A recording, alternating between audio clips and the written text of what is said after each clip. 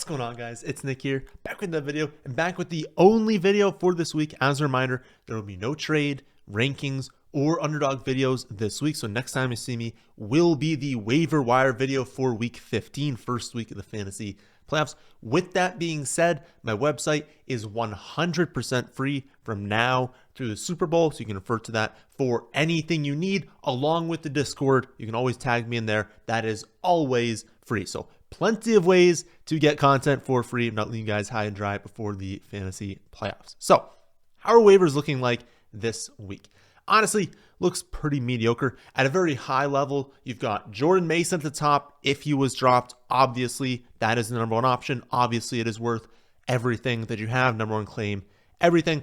Behind that, it's honestly next up is streaming defenses. Behind that, a few handcuffs. Then it's really just some pretty mediocre options behind that. And that's what we should expect, right? I mean, it shouldn't be overly surprising that in week 14 of the fantasy season, 14 of the NFL season, that we're not getting these insane breakouts at every position. We basically know at this point who the league winners are, what the best matchups are. So we just kind of know there shouldn't be very many surprises. It'll take an injury to really have someone produce.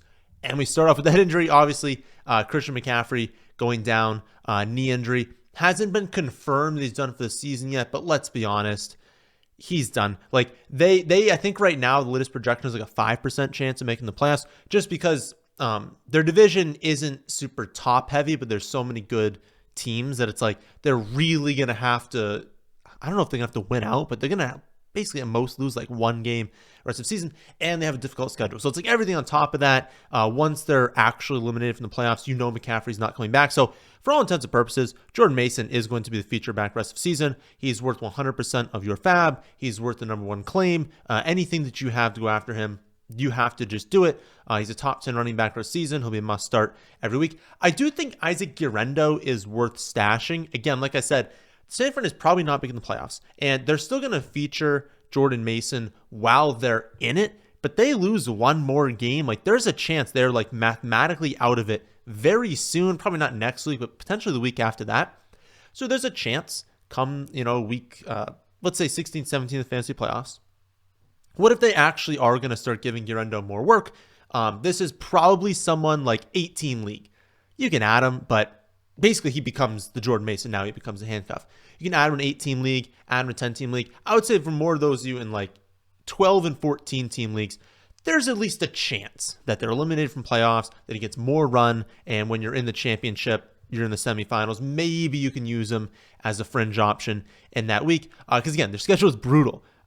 Bears, Rams, Dolphins, Lions, Cardinals, all winnable, but none are easy, and they're going to almost have to like win out rest of season. I don't know. I think there's a chance they go to Guerendo, but again, Mason still worth everything, because if they don't do that, he's a top 10 running back every week. In terms of the other top handcuffs, of course, Mason not a handcuff anymore, but other top handcuffs, I'll list Jonathan Brooks and Tank Bigsby. I don't know that I'd really call them handcuffs. I mean, they theoretically are, in that if you get an injury to Chuba, you get an injury to Travis Etienne, obviously their value skyrockets. So in that sense, they are, but they kind of have standalone value.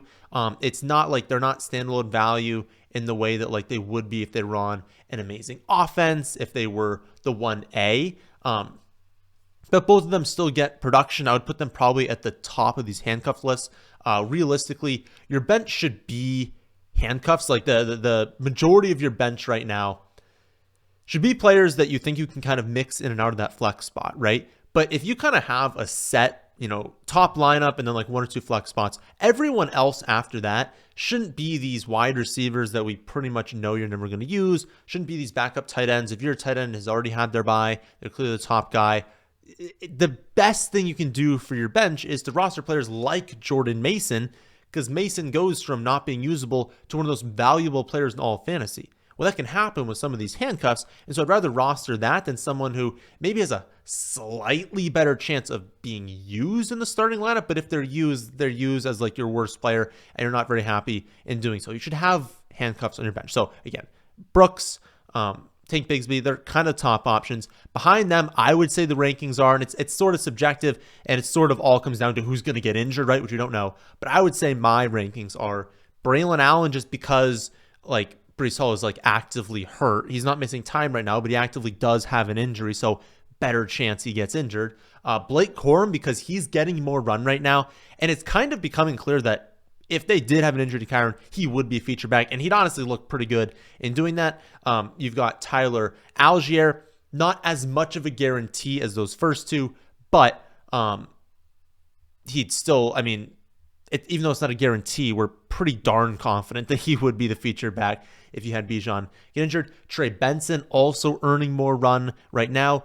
Probably wouldn't be featured. That's why we're starting to get lower down. But he have a very good role on a team that has a very good rushing offense and have good reception upside as well. And then Ray Davis. He's looked good every time they've given him the football. And they have shown that they would probably feature him, but he'll need an injury to James Cook, who is currently not injured. So if any of those guys, those 5 handcuffs, those 7 total backs, if any of them are in free agency, I'd scoop them up. Those are the guys I would want to be filling out my bench with because you're not going to use them right now, but if there's an injury, you can definitely use them. They can be league winners with an injury.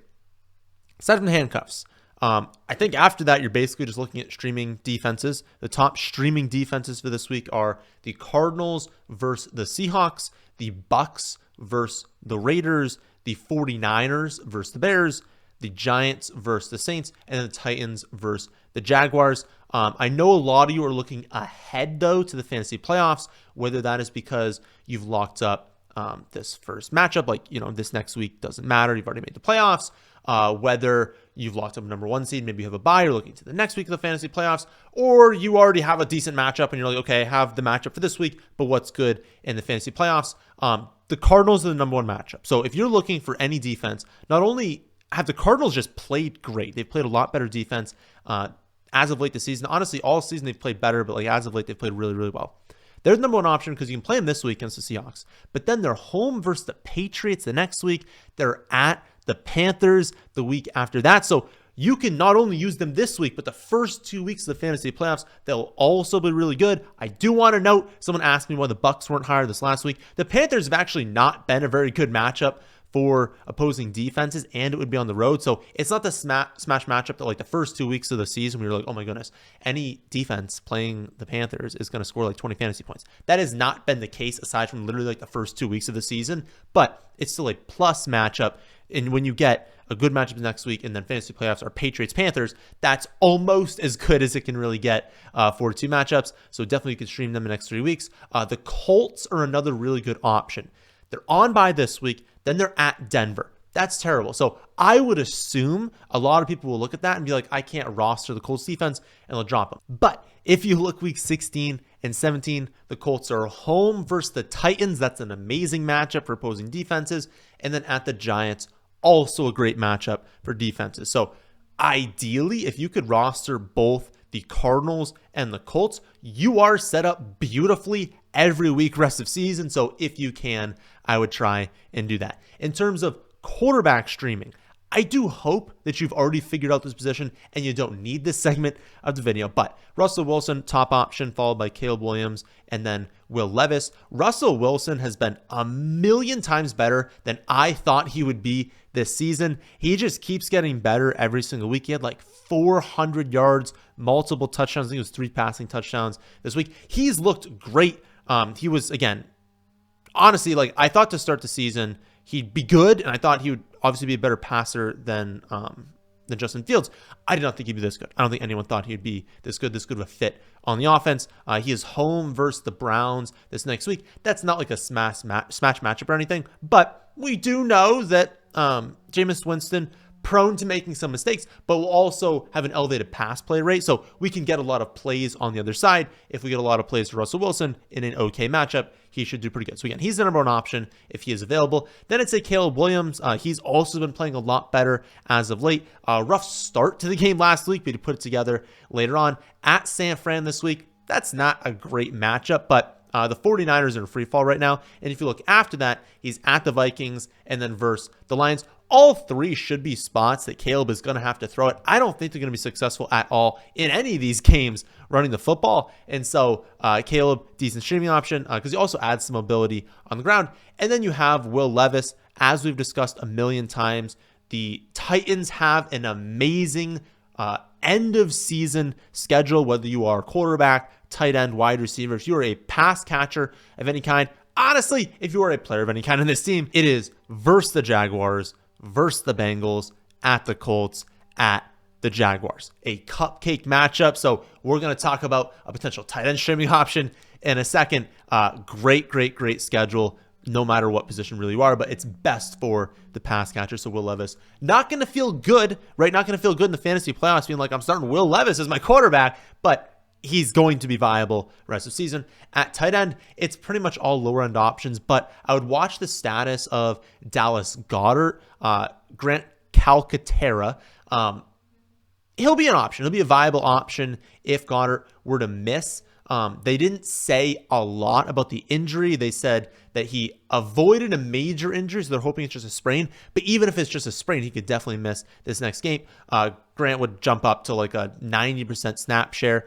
He'd be playing the Panthers. It's a top 3 matchup for tight end, so he'll be a great option if we have Dallas Goedert missing. After Grant, I'd say you're looking at Noah Gray and Chigakonkwo. Noah Gray's averaging 4 receptions for 49 yards over the last 3 weeks, and he scored 4 touchdowns 3 weeks ago, 2 weeks ago, and then none this last week. It's impossible to know if like that level of production is going to continue, right?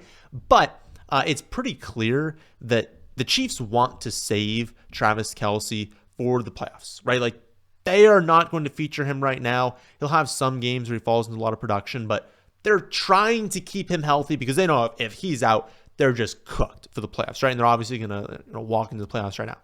So it makes sense that if Noah Gray is going to keep playing this good, why? Why would you not keep going to it? So he's not an awful lower-end option. We got to know it's Noah Gray. He's a secondary tight end. We're looking for primary tight ends to hopefully do something. So we are looking at a tight end 2 on an offense. But if you're going to do it for anyone, I guess it's KC, right? But yeah, it's like understand that he could easily go out there and have 1 catch for 10 yards, but so could a lot of tight ends. So he has some upside if you need that. And then Chig, I kind of alluded to it before, has the long touchdown 2 weeks ago, has a little bit more volume than we've been seeing this last week, and then the elite schedule. So not someone that I would add and be like, gotta start, this week. But if you had extra bench spots, you're like, I have some handcuffs, I want some upside at tight end, I want something, I haven't really figured the position out. He wouldn't be a bad option to add and be like, okay, does he see that role again this week? Do you see another like 6-7 targets this week? Do they finally get him going? Because if the role expands, we know the schedule is amazing, and we know he's highly athletic, and we know they're going to be trailing in a lot of games, so they'll have to throw it. So it's like there's a lot of factors that'll go in his way if we can see the role stick. I don't trust it yet, but if it does, you'll want to have rostered him. After that, I'll be honest with you, nothing is overly appealing. It's basically just wide receivers at this point they're throwing darts at, and you're hoping that maybe they can be your second flex spot. I would say the biggest one is Brandon Cooks. A lot of people just like, he'd been on free agency because he had like the knee infection for a huge portion of the season. But CeeDee Lamb seems really banged up right now with like a multitude of injuries. So if they ever were to just hold him out, because they're not making playoffs, right? If they were ever to hold him out for a game, Brandon Cooks would have definitely some ceiling there. Could be used in the flex spot. Could be used like a wide receiver 3 spot. Nick Westbrook-Akine, he's got the same schedule that I keep mentioning for all Titans players. Great rest of the season schedule for wide receivers. He is a touchdown king this season. 8 touchdowns on 20 total receptions. I shouldn't have to tell you that rate is going to drop, right? He is not going to score a touchdown on 40% of his career receptions. But he does have target totals of 6, 5, and 8 over the last 3 weeks. He's clearly got a massive red zone role. He'll be used deep downfield. So if they are like, let's just keep going to this kid as our wide receiver 2, and some weeks he'll be our wide receiver 1, honestly, he's not a terrible option to flex. I don't think I would do it. I don't think you have to in a championship team, but not the worst option in the world. Behind those two, maybe you take a shot on Tim Patrick, Calvin Austin, Parker Washington. But at the end of the day, if you're relying on those 3, you're probably not making the playoffs. So it probably doesn't mean a whole lot. So that's how waivers are looking this week. Again, no video for the rest of this week. Trade, rankings, Underdog, none of that for the rest of this week. But website 100% free. That is the rankings, detailed projections, DFS projections, betting picks, positional reports, dynasty content, all that free through the Super Bowl. So check that out if you've not done so already, thefantasyfootballadvice.com. All right, that'll do it for this one. Good luck to everyone this weekend. I hope you all make the playoffs, and I'll see you next Monday for the Week 15 waiver wire video.